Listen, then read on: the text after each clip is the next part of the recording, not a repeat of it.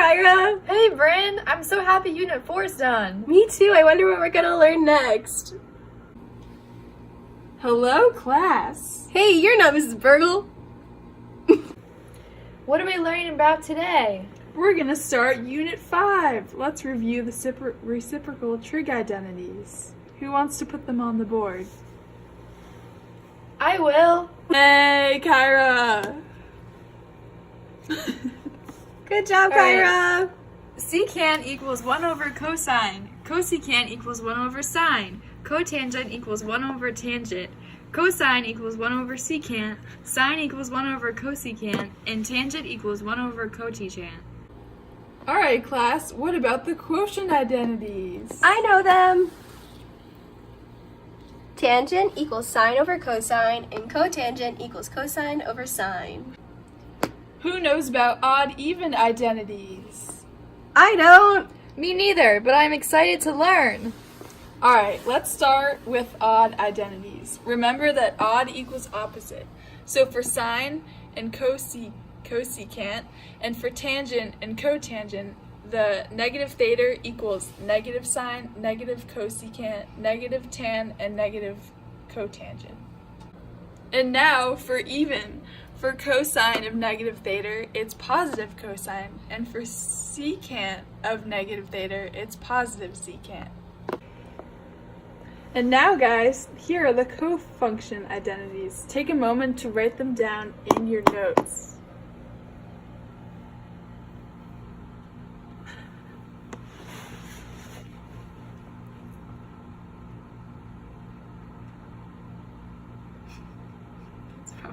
Good.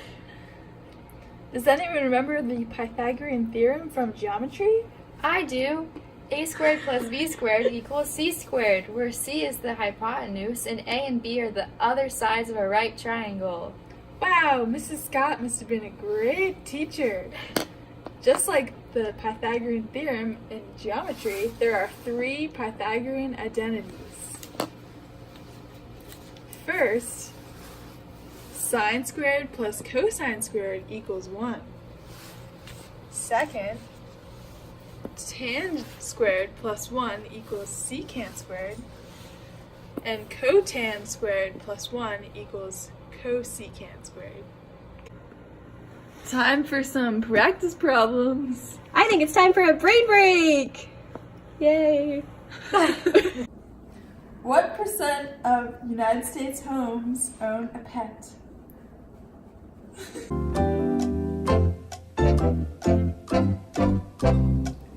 62% of U.S. households own a dog. That's about 72 million. Families. Here's the first practice problem. Take a minute to solve it in your notes. This is how I solved the problem. First, I knew that cotangent equals cosine over sine. So I set cotangent 2 over 5 radical 5 equal to cosine over 5 radical 5 over 3. Then I multiplied both sides by radical 5 over 3 to cancel out the denominator. Then I had 2 radical 5 over 15 radical 5, and I simplified to get 2/15. This is the second practice problem, incorporating cofunction and odd-even identities. So when I solved this problem, I first started by rewriting the equation to fit the format of the cofunction identity. Then I factored out the negative and based on the cofunction identity was able to set it equal to cosine. Then I divided out the negative 1 to leave us with cosine x equals 0.75. Now simplify this problem using the Pythagorean identities. This is how I solved the problem. First, I put everything in terms of sine and cosine, which is a really good strategy to use when doing trig. I then simplified to get 1 over sine x minus cosine squared x over sine x, and then combined it into one fraction because they both had sine x in the denominator. Then I used the Pythagorean identity 1 minus cosine squared x equals sine squared x to get sine squared x over sine x. I then simplified and got sine x. Rewrite this expression so that it does not involve a fraction.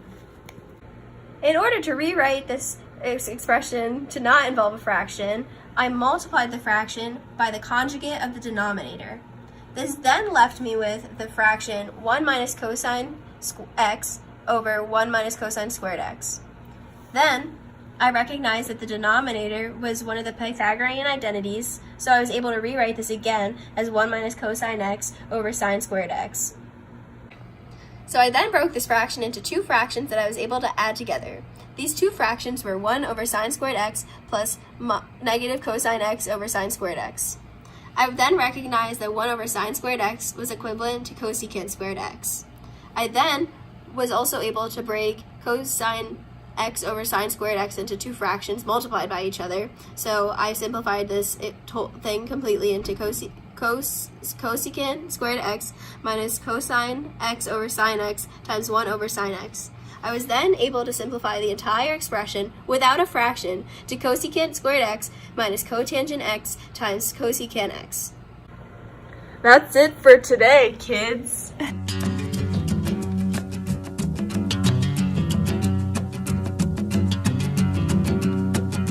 So I'm here with my friend Sean, and he has your brain break for today. So, Hi. hi, So how are you doing? I'm good. Okay. Yeah. So how many tourists come to Barbados every year?